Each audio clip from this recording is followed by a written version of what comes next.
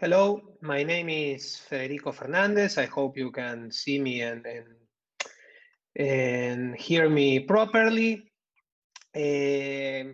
Welcome to this panel about rights and duties. We are very happy to have you, and I'm accompanied by a very distinguished panelists, which I'm very happy to be with, and I'm going to introduce them very quickly. I apologize to the three of them that I butchered their CVs just to give a quick introduction of each one of them.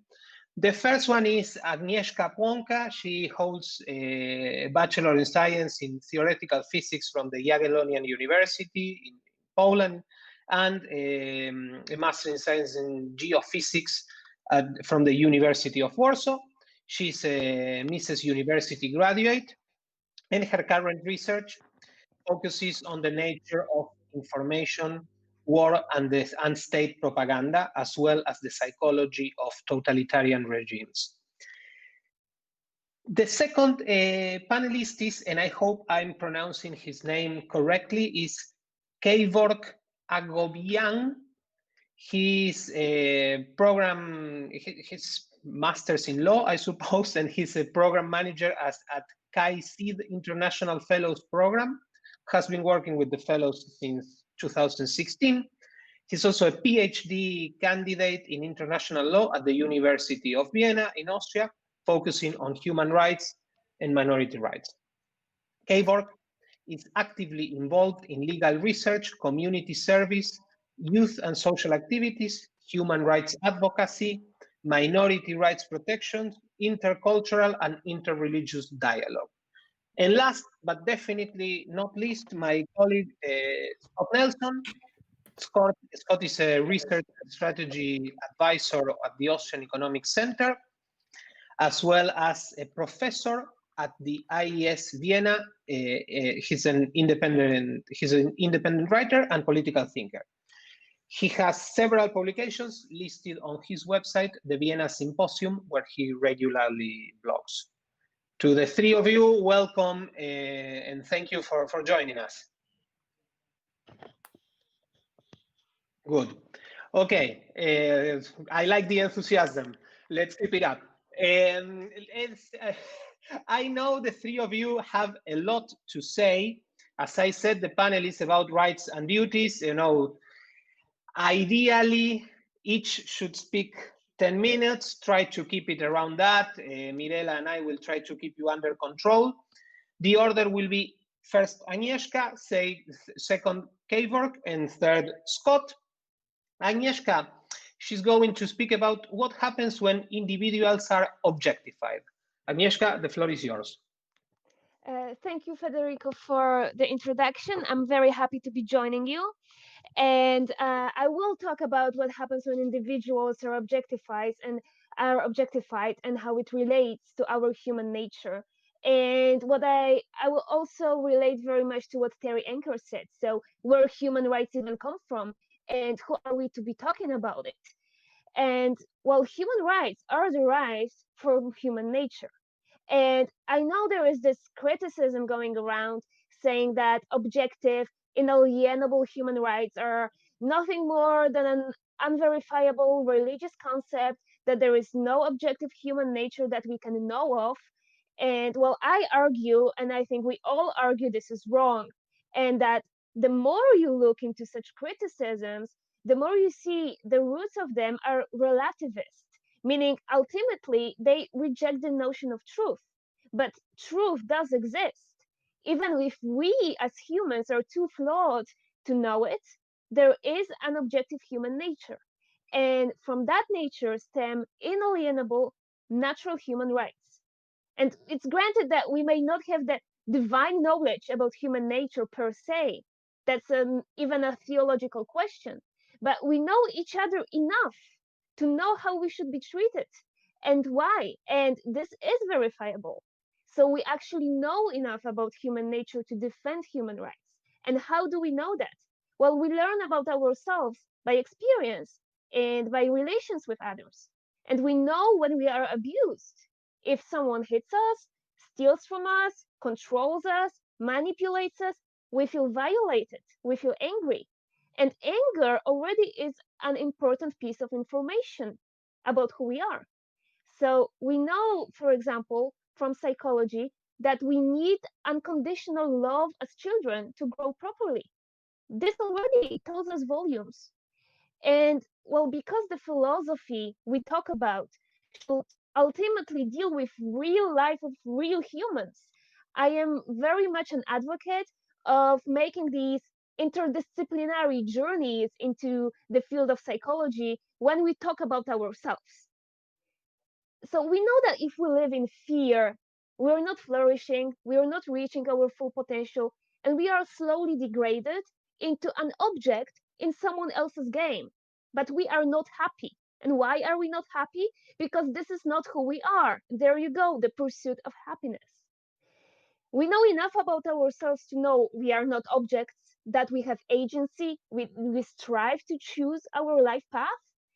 And this is enough knowledge about human nature to start deriving human rights from. So even if we don't have the full philosophical knowledge about who we truly are, but we know when something's wrong. And the previous century has proven it too many times already. We know there have been very wrong answers to the question of human nature. For instance, there is no way we can force a new socialist man to replace what we are and who we are. And the trial to do this left people traumatized and numb, left people feeling isolated, worse than feeling like they are unable to communicate their experience. These effects are still lingering in the post Soviet area, and we can see this today in psychological evaluations between Eastern and Western Germany. And the same problems are reported by people who left individual abusive relationships where they were objectified. So it ultimately destroys us. The objectification of totalitarian regimes or of toxic relationships in our individual life. And we need to fight for ourselves. It's not some kind of abstract philosophy, it's our life we are talking about.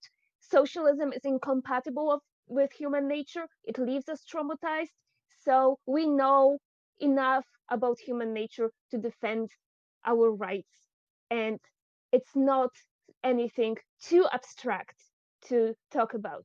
So knowing what makes us unhappy, who are we? So again, experience shows us we're not objects because when we are treated like objects, we are traumatized. We are not to be used in somebody else's game. We are not means to an end, and we are an end in ourselves. That's Kant, that's Ayn Rand. And these statements are the basic truth. But in a way, it's still a negative formulation, meaning it tells you how not to treat a human being. So how to treat a human being then? So we are unique in our agency and in our right to choose, uniquely deserving of love and of respect. This is human nature, fully reflected in the personalist approach. And personalism adds to what Augustine and Aquinas wrote, but focuses on knowing who humans are through their relations in real life. So when we are treated like who we truly are, then with respect, without violation of our life and property, we do great things. We have initiative, we help others, we lift others out of poverty. And we have seen this tremendous growth in the last centuries. So if a philosophy gets human nature right, it is reflected in real life results. We have a lot of data about it. We see it in front of our eyes. So, what are the inalienable natural rights that stem from the objective truth of human nature? The right to physical integrity, not to be forced into any choices, to keep the fruits of your labor, to self expression. Those are all negative rights, right? Leave me alone and respect my agency, my choices, my income, and I will do the same for you. So, what is important to say here is that these truths about human nature are impossible to change by any human being. This is what inalienable means. And that is the tradition of Aristotle, of Cicero, and I know we'll hear about Cicero soon. Aquinas is the Jeffersonian view, and in the religious version is the view of John Paul II, and is the only approach that preserves human dignity. And we should be proud to defend this philosophical tradition. So now the opposite legal approach, opposite to naturalism, is positivism, meaning whoever is in power can write down laws and these laws are legal. So if you wear a uniform, if you are in charge of the written laws in the country, if you ratify a treaty, then you have the power to force whatever it is you have written upon others. And well, yes, I do know there are different legal systems, there are constitutions, there are ways that are set to protect human rights as they are. There exists more or less the rule of law, but experience showed us they don't really work. And even in the States, the traditions of the founding fathers got slowly but surely washed away with each Supreme Court case. And the freedoms that we are deserving of as human beings got violated. And let's get street smart. With power comes corruption and deception, and we live in a positivist world, which means legal scholars of today believe that we can write down that you have to give away 80% of your income and it's legal, and if you don't, you're violating the law.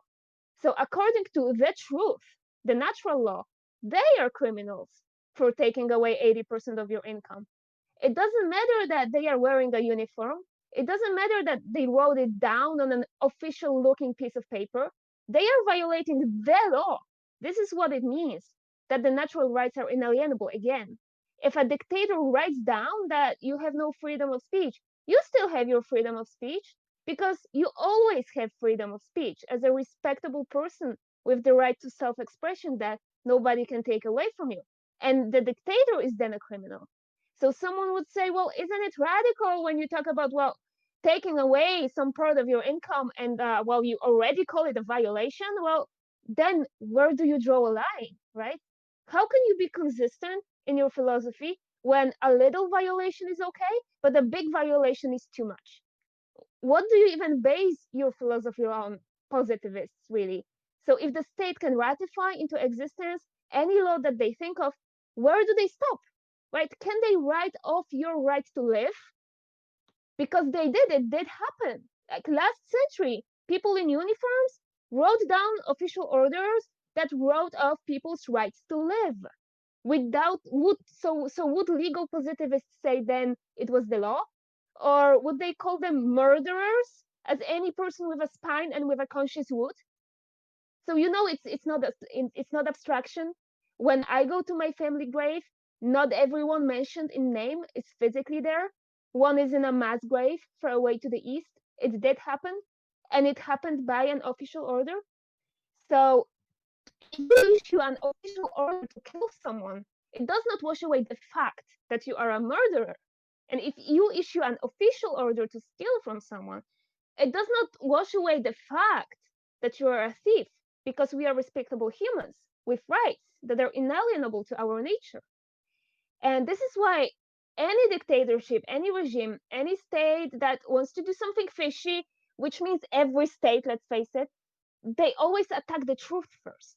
Whenever someone tries to trick us into obedience, into not questioning anything, when anyone tries to deceive us, and it doesn't even need to be on a political scale, right? It also happens in individual toxic relationships. They always attack the truth first. They try to manipulate us, make us afraid, make us stop questioning anything, make us unable to stand up for ourselves. And sadly, they have the psychological tricks to do that. So we have to stay firm in defending our dignity. So if we look at the philosophies that caused so much misery in the last century, they all say truth is relative, which effectively means truth doesn't exist. Because they knew that if they acknowledge the notion of objective truth, they will have to face what's right and what's wrong, and someone will call them out on their atrocities, and their systems would not survive it if confronted with truth. So truth must be eliminated. And to give you Agnieszka, sorry, I don't want to commit an atrocity, but you have 1 minute. So to give you some quotes, if relativism signifies contempt for fixed categories, and those who claim to be the bearers of objective immortal truth, then there is nothing more relativistic than fascist attitudes and activity. That's Mussolini. Or the term everyone is equal with respect to the truth is a bourgeois slogan negating the class nature of truth. used to protect the bourgeoisie against the proletariat. It is a slogan that is against Marxism-Leninism. That's Chinese Communist Party, 1966. So they both rejected the truth. They said it explicitly. Marxism-Leninism is against the truth, fascism is against the truth, and it's nothing abstract, it's real life. So you can see the importance of natural rights there. Don't ever let anyone tell you that it's some kind of hardcore philosophical concept that you cannot prove, because it is very real, and you have the arsenal to defend that, and you can go even as far as to use psychology and what we know about human nature and about ourselves and about philosophy and history to defend the existence of natural rights. Because if we do not have inalienable rights as respectable persons, just because we are humans, then we don't have them. Then someone can kill us with a stroke of a pen, and he won't be a murderer, and that just wouldn't be a true. He would be a murderer in real life. So stay firm in defending the objective truth, have a spine, and stay strong. And thank you so much for the invitation. Thank you, Agnieszka. It's a pleasure to listen to you as usual. I hope there's time later to ask you a couple of questions. But now I'll give the floor to Kyfork. He'll be presenting his views on the evolution of human rights and minority rights since 1945. Kyfork, the floor is yours. Thank you very much. Thank you to my co-panelists for her great remarks, and I will start without further delay. So, as you rightly mentioned, I will be talking about the evolution of minority rights in the last 80 years. Then I will move to define who are minorities and what rights they have. And later on, I will discuss what duties minorities have and conclude with that. So after World War II, human rights were incorporated into the UN Charter and international human rights treaties. In its early years, the UN concentrated on universal human rights and decolonization and concluded that there was no need to include specific provisions for minorities, as long as individual human rights were protected. There is no indication for minority rights, for example, minority rights per se in the UN Charter, although it includes many provisions on human rights. In other words, in contrast to the League of Nations, the UN took a more passive stance regarding the protection of minorities. This is, as Hafner argues, because the elaboration of specific international regimes for the protection of ethnic minorities was impeded by the fear of some states that such a regime could have a centrifugal effect, possibly threatening the stability and creating a risk of dismantling the affected states. Therefore, the 1948 Universal Declaration of Human Rights adopted an all-inclusive approach to human rights, guaranteeing the rights of all members of the human family without distinction of any kind, such as race, color, sex, language, religion, political and other opinion, national or social origin, property, birth, or other status. Rights were granted irrespective of the groups to which people belonged, which tended to blur distinctions between groups such as national minorities and migrants. However, the UN recognized the distinction of guaranteeing minority rights beside general human rights and gradually realized that under general human rights obligations, it is almost impossible to address minorities and to respect, protect, and ensure their rights.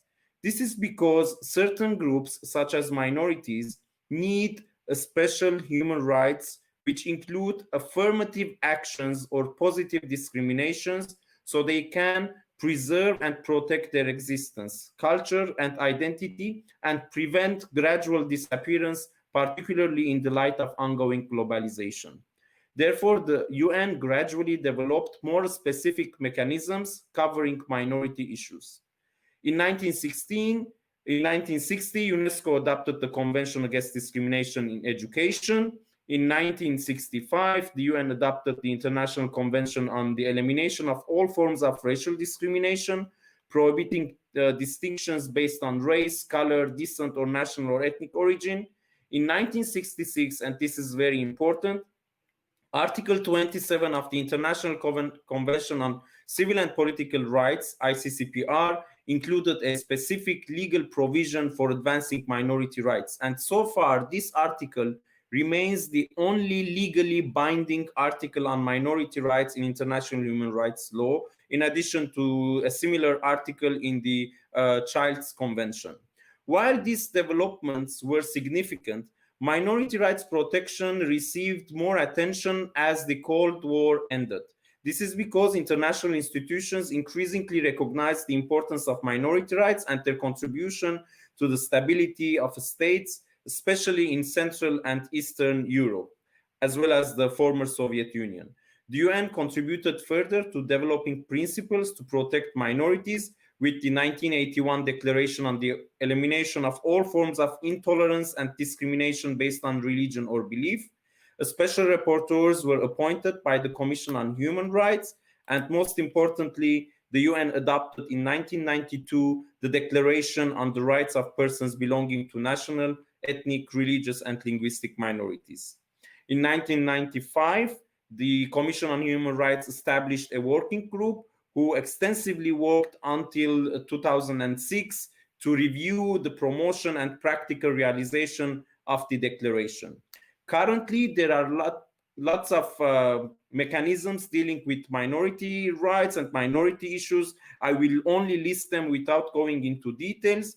The Office of the High Commissioner for Human Rights, the Office of High Commissioner for Human Rights, Indigenous Peoples and Minorities Section, the UN High Commissioner for Refugees, the UN Children's Funds, the UNESCO, the UN Development Programme, and in addition to that, we have a special rapporteur on minority issues, and the current special rapporteur is Dr. Fernández, and there is an annual forum on minority issues held in the Human Rights Council in Geneva. So throughout the above developments, which on one hand were significant and somehow precedential, on the other hand, they were slow and somehow fragmented. A continuous challenge has been a lack of universal definition on what a minority is. And the following section will elaborate that. So who are minorities according to international law? Almost all countries in the world have national, ethnic, linguistic, and religious minorities. Distinctions within communities have existed throughout the history.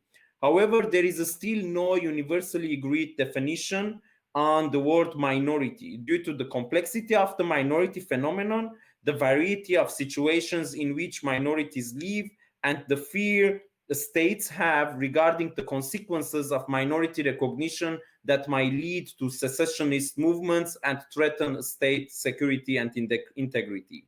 Some have a strong sense of collective identity and history, others retain only fragmented notions of common heritage. However, studying the implications of Article 27 of ICCPR, Francesco Capotori defined the minority as the term according to the following quote. According to Francesco, a group numerically inferior to the rest of the population of a state in a non-dominant position, whose members, being nationals of the state, possess ethnic, religious, or linguistic characteristics differing from those of the rest of the population, and show, if only implicitly, a sense of solidarity directed towards preserving their culture, tradition, religion, or language. This was around 60 years ago. Currently, there is more generic approach to define minorities, and the UN Minority Declaration adopted by consensus in 1992 referred to minorities based on ethnic, national, religious, cultural, and linguistic identities, and states left by wide margin of appreciation when it comes to defining their minorities. However, as the Permanent Court of International Justice stated in the beginning of last century, the existence of a minority is a question of fact before being a question of law or politics. For example, if a state doesn't recognize a certain minority, it doesn't mean that these minorities are not on the ground. They are there. It's a matter of fact, even though their state legally doesn't recognize them. Therefore, this means that any definition must include objective criteria and subjective criteria. The current tendency, as I said, is to adopt a more pragmatic and inclusive approach to minority definitions. For example, currently, most of the international human rights law scholars agree that minorities, they don't have to be the citizens of the country to enjoy the minority rights. So now let's move on to what the minority rights are. Sorry for the interruption. If you can wrap up in 1 minute or so, I would appreciate it. Yes. I mean, if possible. Great. So international human rights law protects and promotes minority rights on the hypothesis that religious, cultural, and linguistic affiliations are essentials for human attributes. And the minority rights are 4 minority rights. The first right is protecting minorities' existence, right to existence, including through protection of their physical integrity and the prevention of genocide. The second, protecting and promoting cultural and social identity, including the right of individuals to choose which ethnic, linguistic, or religious groups they wish to be identified with. Third, ensuring effective non-discrimination and equality, including ending structural or systematic discrimination. 4, ensuring effective participation of members of minorities in public life, especially with regard to decisions that affect them. So what are the minority responsibilities? Minorities also have responsibilities as they enjoy rights. And according to Minority Declaration, nothing in the present declaration may be in contradiction or to the purposes and principles of the UN, including sovereign equality, territorial integrity, and political independence of the state. In exercising their rights, minority communities have a responsibility to respect the human rights and fundamental freedoms of their own members and of others. In some cases, minority practices violate the human rights of individuals within their community. In this context, the commentary of the article put some restrictions on minority practices, except where specific practices are in violation of national law and contrary to international standards. At the end, I would like to argue that historical contexts assist us to understand the inadequacy of existing mechanisms dealing with human rights violations against minorities. Although there has been a growth of acceptance and protection of special rights for minorities, states remain reluctant to grant more than minimal rights to minorities. The current regulations are weak because they include many escape clauses, leaving too much discretion to the state. They avoid the recognition of clear state obligations regarding minorities, and they don't substantially acknowledge and protect the essential group dynamics of minorities. Legal frameworks on minority rights are firstly essential and secondly insufficient. Dedicated and specialized institutional mechanisms need to be put in place at all levels to facilitate legislative and policy development and the design, implementation, and monitoring of minority-related programs. Thank you. Thank you very much, Kyfork. Thank you. And well, now without further ado, I will give the floor to Scott Nelson. Scott is going to bring some critical remarks about the notion of human rights and certain ideas from the ancient world that may be added to the discussion. Scott, all yours. Great, thank you very much, Federico. And as Federico just mentioned, allow me to repay your kindness by shifting the conversation a bit from rights to duties. Now, part of the reason I would like to do this is because of the problems that I think are inherent to rights talk in general. For one, in practice, it's not always been clear who is responsible for defending one's rights. And it would seem to me that this problem is only exacerbated when the conversation is about rights that encompass the entire world and for which we have no world state to enforce them. And this, I hasten to add, is to say nothing about the desirability or undesirability of a world state. The other problem with universal human rights, of course, is that the rights enumerated in something like the 1948 Universal Declaration of Human Rights do not necessarily enjoy universal assent. Furthermore, another reason I'd like to speak about duties instead of rights is because I think that duties are the flip side of rights. I mean, if you have a right to something, then somebody has a duty to uphold your right. So in this sense, I'd like to just add another perspective to the views that have been put forward by my panelist colleagues, Agnieszka and Kyfork, although I will leave it to you, the viewer, the listener, to decide whether my remarks confirm, contradict, or complement what has been said thus far. And in that spirit, I would put forward a final reason for discussing duties instead of rights. And of course, this is certainly not a view that you need to subscribe to, but it's something that's interesting to consider, a little bit of food for thought. That is the possibility that there may be a psychological shift at work in discussing rights, for example, instead of duties. What I mean by that is that someone who asks himself what his duties are will view others as being entitled to certain acts on his part. So the focus, the question he will have will be for himself. He'll be asking himself, am I doing the right thing? You know? And the possibility for praise and blame is then focused on himself. Now, on the other hand, for someone who asks himself what his rights are, what his own rights are, this is reversed, or runs the danger of being reversed. Now I'm the one who is entitled to certain acts on the part of everybody else.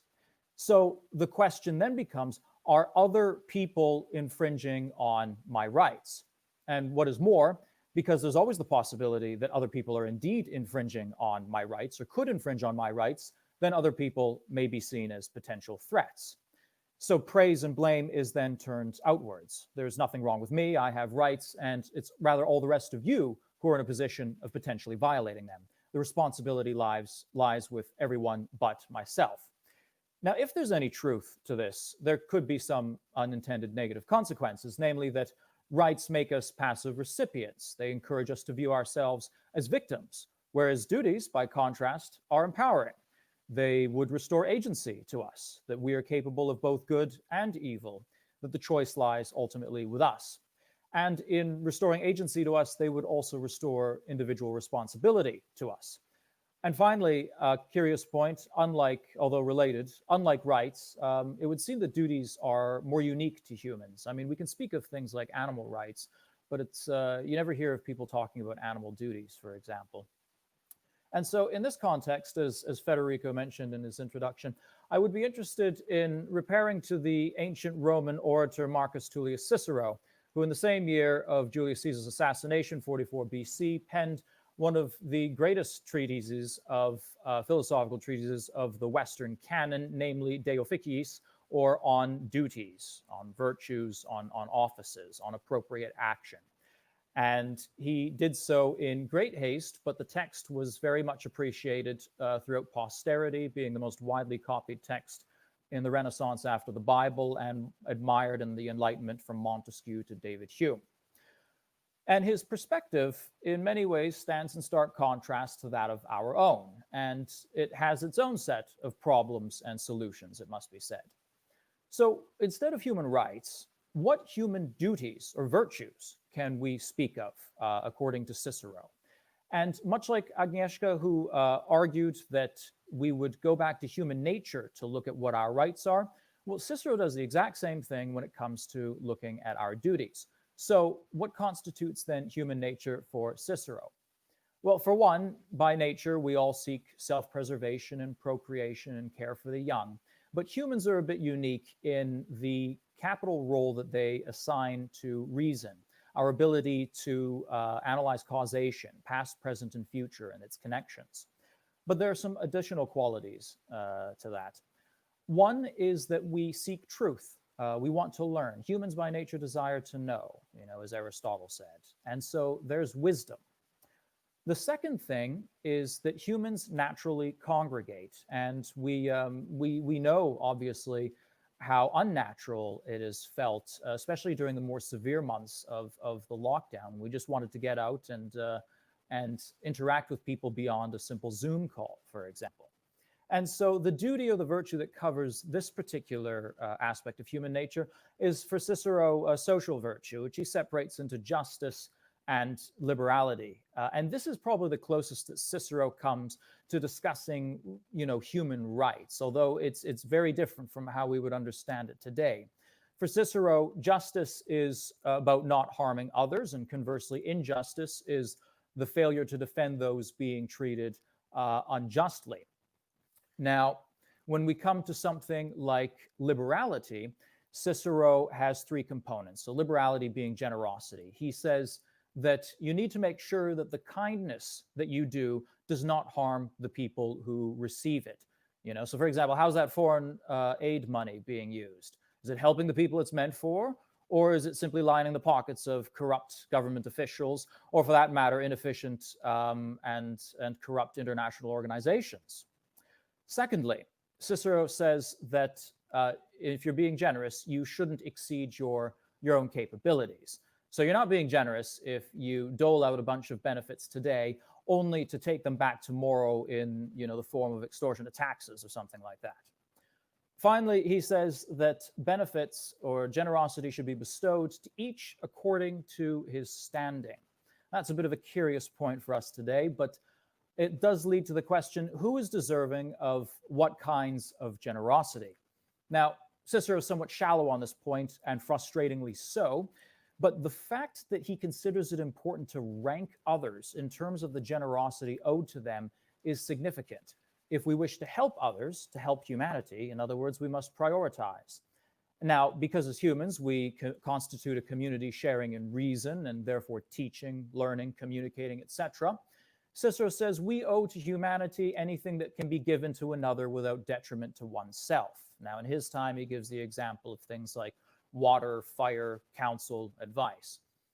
But then he says our obligations become greater to those groups with whom we share tighter bonds. And so he says those of common language and country, our neighbors, our family relations, and friends. And of course, it must also be said that as a good Republican, he believed that no fellowship was dearer to him than his country, namely the Republic, the res publica. Now, this enumeration of different duties for different types of people is uncomfortable to our modern sentiments. It suggests that we are not all equal, which leads to his third duty, and that is greatness of spirit. By nature, Cicero says, we seek preeminence. We seek to excel.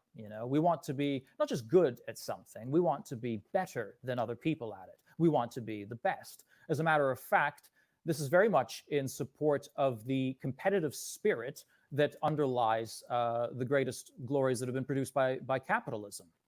And one of the contradictions of the modern condition in this regard is that while we all want to be equal, but the more equal we become, the more homogeneous we become. And so the less there is to distinguish us from each other.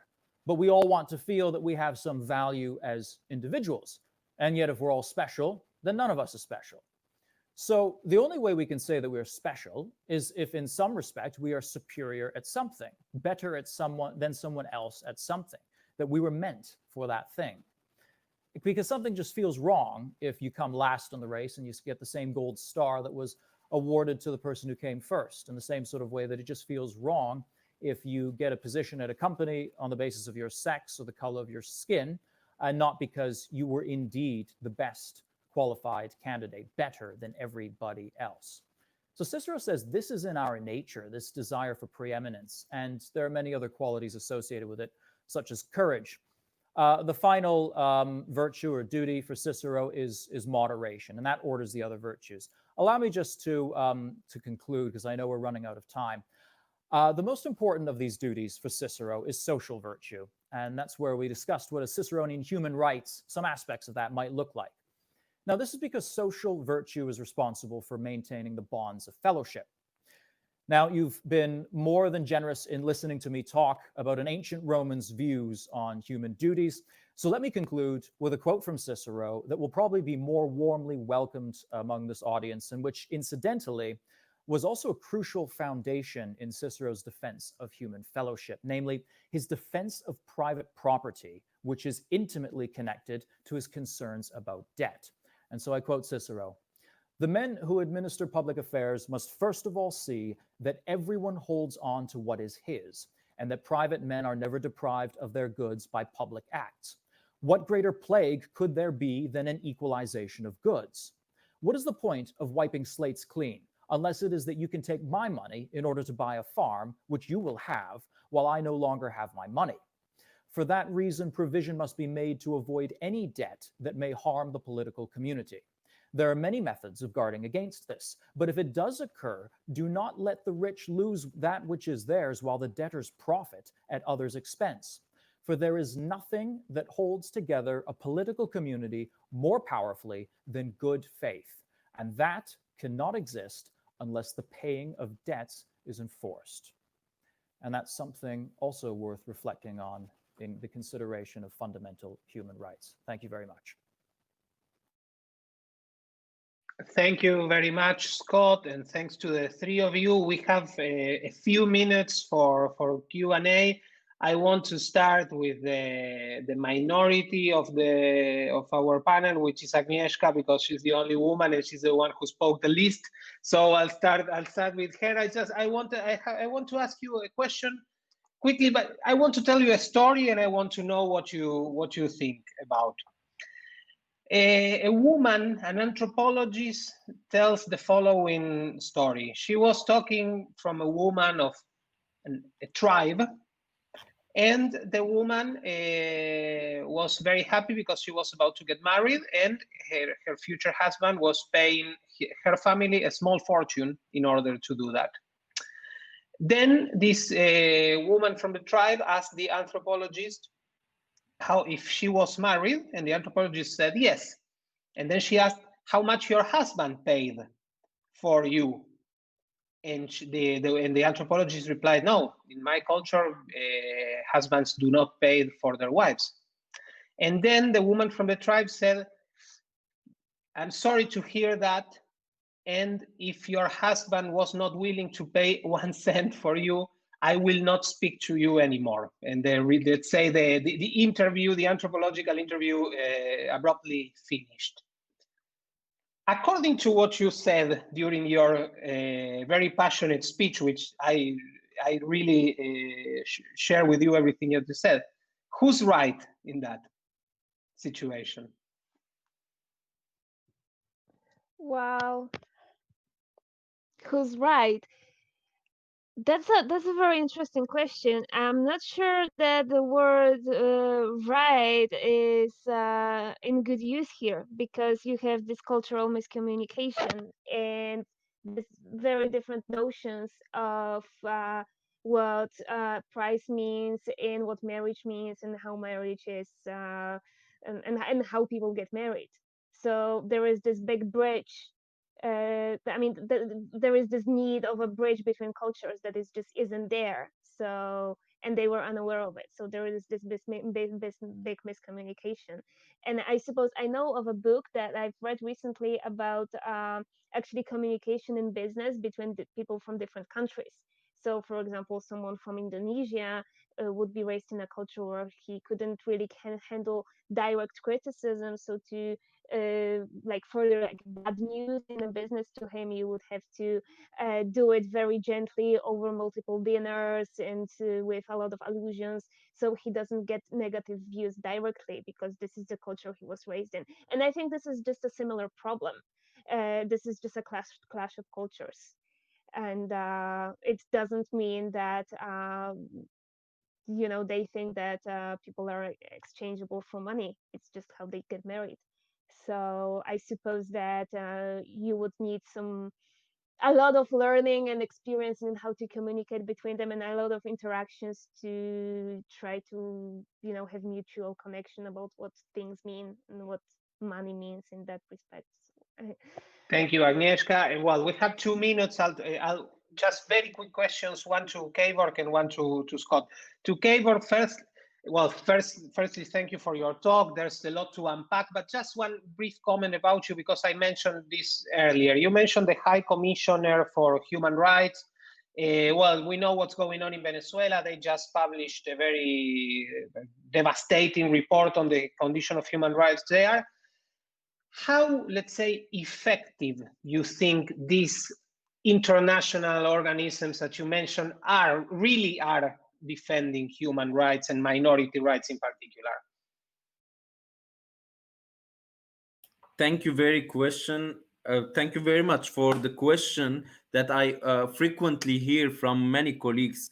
Well, the answer is very relative. And if you compare to what was the situation a couple of centuries ago, we are really in a very, very good situation compared to what it used to be like 200 years ago, the situation of human rights. And there was no mechanism on the protection of human rights. Now we have a well-established mechanism, especially in those countries where we have a well-established rule of law, but it's not ideal. As I said, if you compare to what was it in the past, it's better, but it doesn't mean that what we have is effective and it's good. It's kind of a soft power, soft law that we have it in the very realistic terms that I can say.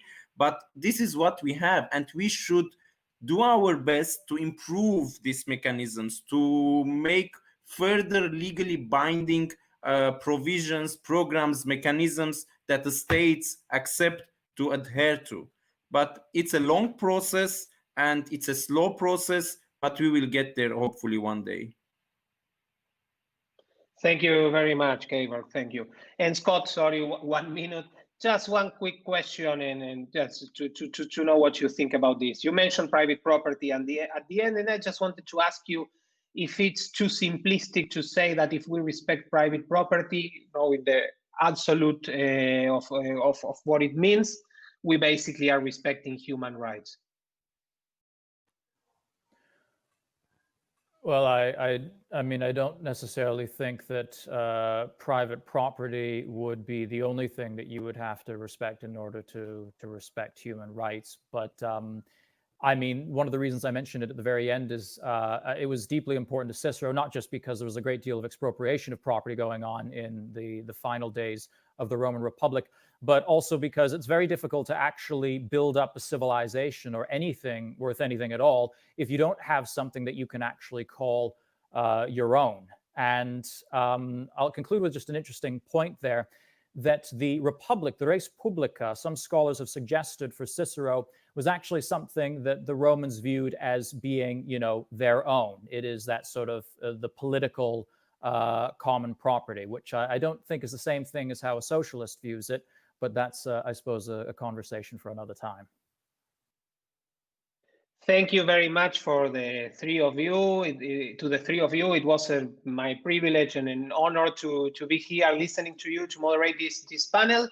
In 10 minutes or so, the next presentation comes is Deirdre McCloskey. She'll be speaking on how liberty has made us rich. So stay tuned, and thanks again to our three great panelists for their words today. Thank you.